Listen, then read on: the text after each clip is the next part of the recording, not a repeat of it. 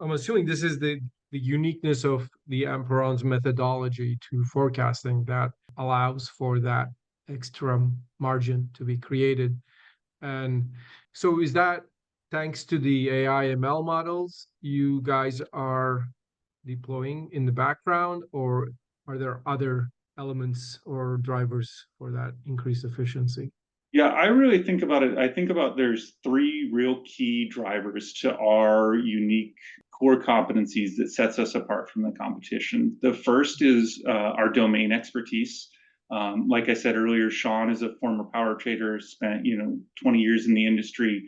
When day one you have someone with that level of expertise diving into the market, not building this just as a pure thought exercise, but understanding the use case of that, that brings an edge right there. So one is our domain expertise, our understanding of power markets and how they work. The second is then the data cleaning, so pulling in data, managing that data, and making sure that it's clean and ready to be run into those artificial intelligence models.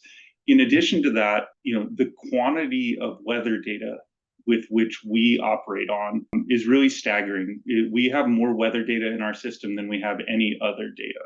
Load data, meter data, weather data is the be all end all starting point for us. Right. So our ability to ingest all of the historical data for weather as well as forecast data, not just looking at temperature, but looking at temperature, dew point, wind speed, irradiance data, and looking at these highly diverse points spread across the United States. Unlike, historically, due to computing power, we've been constrained to only looking at a few weather points, trying to be representative of the dynamic weather systems that we're facing. Yeah. So when you take those three things and you combine them and pour them into our AI ML modeling, that's when the magic starts to happen. So without those three pillars that we build upon, being domain expertise, cleaning of the data, and weather data, it wouldn't matter how fancy of machine learning models that we had or how great of data scientists we had if we didn't have that data